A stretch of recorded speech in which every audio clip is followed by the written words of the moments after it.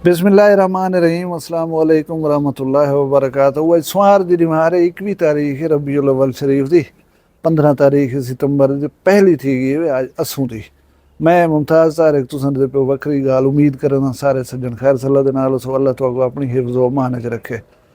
अज दी video दे विच एक खास गाल है, एक गौर नाल सुन।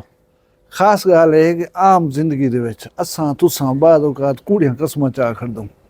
इहो जी कूड़ी कसम वला कलाम पाक दे उत्ते हलफ दे के कसम चावण ते वला कुरान दा इंतकाम गिनण। सच्ची कहानी है, मेरे अपने वसेब दी है। मैं ना कौम दसे सा ना मैं कहीं ना दसे सा, तुहाकू गाल समझावण दी कोशिश करे सा इस वास्ते कि जिंदगी दे विच कॾहिं कोई औखी पेश आवे है ये जे कम ना कीते करो कि कूड़ियां कसमां चा दित्यां पिछे परवरदिगार जिहड़ा है ना वो जिहड़े वेले इंतकाम गिनदे उनकी तबाही किवें किवें आंदी है, कितनी कितनी आंदी है, इहो को दसण की कोशिश करे सा। जिन्हें दोस्तें कल वाली वीडियो ॾिठी है, सरमद महबूब दाजल दा नौजवान बैंक कैशियर अस्करी बैंक चोटी दे विच मर्डर थे। कल दस्याम तो तफसील न तो तुसां वीडियो वञ के देख ही सकदो। वो बंदे दा कातिल जिहड़ा हा वो बावर्दी मुलाजिम हा, हाज़िर सर्विस मुलाजिम हा। वो उत्थें ही कैंट दा मैटर हा। मैं जिवें तो दस्या कम अज़ कम डकैती दा मामला ना हा ते वो बंदा गिरफ्तार थी गया। वो है क्योंकि फौज का मुलाजिम को इन्वेस्टिगेट फौज करे सी, उनके कानून के मुताबिक जी जजा सजा उसी वह फौजी आप अपने ही जो डिवेशन, क्योंकि फौजी का ट्रायल सिविलियन नहीं कर सकते अगर वो हाजिर सर्विस फौजी होवे तो। अल्लाह करे इंसाफ मिले उन नौजवान को, उन नौजवान के वरसा को। वला बी खबर इतनी है कि शौकत भिकारी जरा है वो एक्सीडेंट दे विच मर गए। हूँ बोले कन्फर्म ना पिया थींदा, हुण कन्फर्म थी गए कि वो बेचारे दुनिया छोड़ गए। अल्लाह हूँ जन्नत जा देवे। जरा जरा कुछ खटिया सी करोड़ां कोठियां सब कुछ रख कर ये दुनिया तो चलिया गए।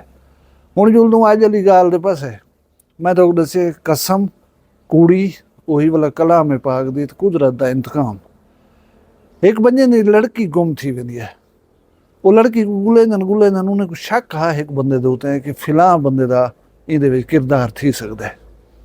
जेरे वेले उन्हें तक गाल पहुंचाई ने कि यार साकू तुहाडे फिलाने बंदे दे उत्ते शक है, तुसां क्या करनो सर नाल। उन्हें वड्डे छोटे को परा पंचायत दे जरिए जेले वेले अखवाया वो नौजवान हन जेरे उन्हें दे प्यू कुरान पाक ते हलफ च दिता चौं चौदे दे विच कि अदा साकू जन्नस कना सी काई नहीं, छोर तुहाडी केडे गई कौन गिन गए, असाकू सुध खबर ही काई नहीं मामले दे बारे। वो कलाम पाक दे हलफ दे उत्ते पिछू से थी गए, उन्हें गाल को छोड़ दिता। कोई तकरीबन 1.5 महीना गुजरे या 2 महीने गुजरे, वो जरे बंदे हलफ दिता कुरान दे उत्ते। हूँ कई बंदे को भेजे लड़की वाले लो कि तुहाडी छोर में गोली बैठा, मैं को पता लग गया फिलानी जा दे उत्ते वे ते वो 5 लाख रुपये मंगदन, अगर तुम विरलिंग हो तुहाडी छोर में वलवा के दे सकदा। हुण उन्हें छोर वाले आखे कि कल दा जड़ा है चौं चौदे दे विच बंदे कुरान दे उत्ते हलफ दिते कि मैं को सुध खबर ही काई नहीं कहीं किस्म दी। अज ही को किवें पता लग गया। उन्हें तय कर दिया कि जरा सारा शक हा वो हुण पक थी गए, लड़की है ही ना एक ने कसूरवारी ये है। वो अपना मौके की तलाश रह गए। उन्हें एक दिमार हूँ कुरान चावण वाले दे पुत्र को जैदे उते उन्हें छुए वाले शक हा, उन्हें वो कतल कर दिते।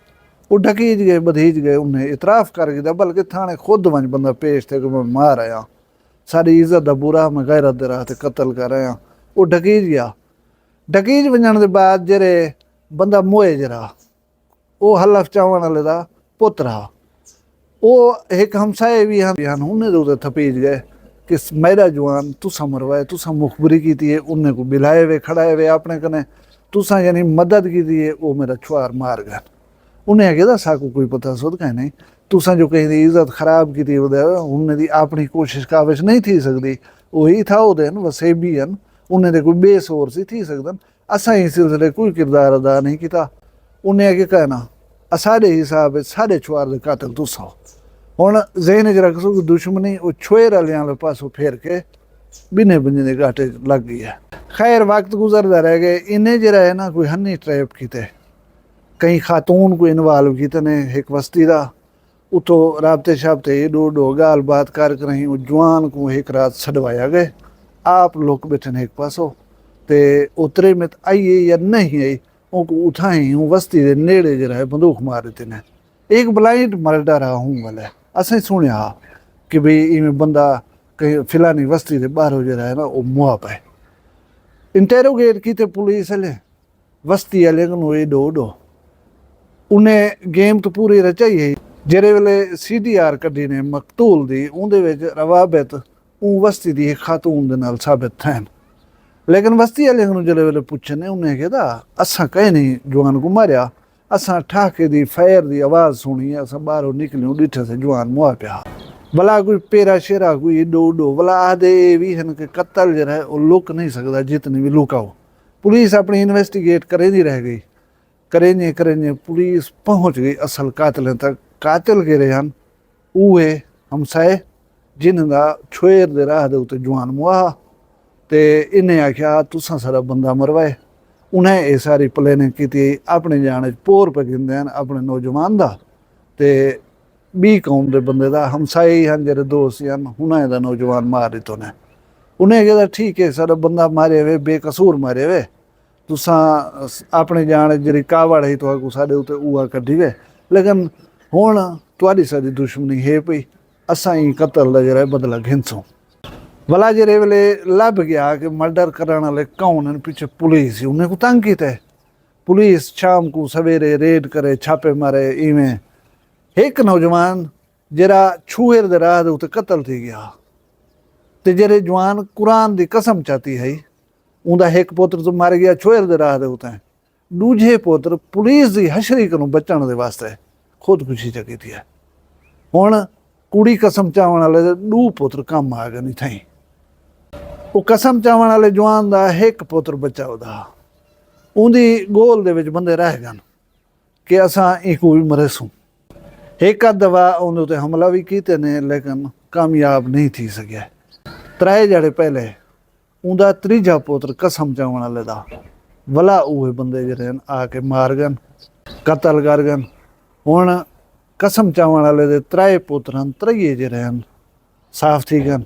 हुण मैं ये समझदा कि कलाम पाक दा ही को बेहतर इंसाफ नहीं थी सकता। आखण दा मकसद ये कहानी सुनाउण दा ये हा कि असां इंसान हूँ, मुआशरे दे विच सा कोई मसले मसाइल आ वेंदन, असां कसम चावण कने गुरेज नहीं से करदे। मैं ये गुजारिश करा कि कसम मामूली चीज़ नहीं होंदी।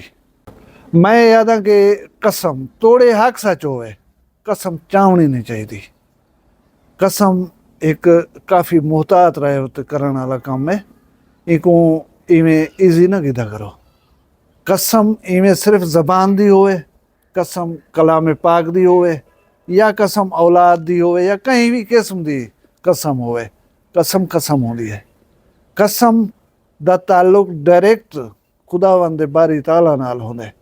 तुसां कूड़ करे सो, तुसां दगाबाजी करे सो, तुसां कहीं चीज़ को रोलण गालण वास्ते कसम चाह छुड़े सो, तो भला परवरदिगार इतनी सख्त इंतकाम गिनदी है जेरे असाड़ी सोच और गुमान च नहीं होंदे। अल्लाह असा को कूड़िया कस्में कने महफूज रखे, अल्लाह असा को हर किस्म की परेशानी कने महफूज रखे। अल्लाह पाक तुहा को भी खुश रखे, शाद रहो, आबाद रहो, वसदे रहो, जित पर वसो अल्लाह करे खुश वसो, अपना ढेर सारा ख्याल रखाए। मैं को दुआ याद रखाए, जींदे होसूं भला मिलसूं कहीं भी वखरी गाल मिल। फिलहाल में कोई इजाजत दो, अल्लाह हाफिज। वखरी गाल कहनी वखरी गाल मुमताज तारिक दी। वखरिया गाली वखरा चैनल सराइकी वसीब ते सच्ची रंग तुहाडे अपने YouTube चैनल वखरी गाल दे संग। वखरी गाल को YouTube ते सब्सक्राइब करो ते नाल नोटिफिकेशन बिल ऑन करेंदे हुए आल करना ना भुलाए।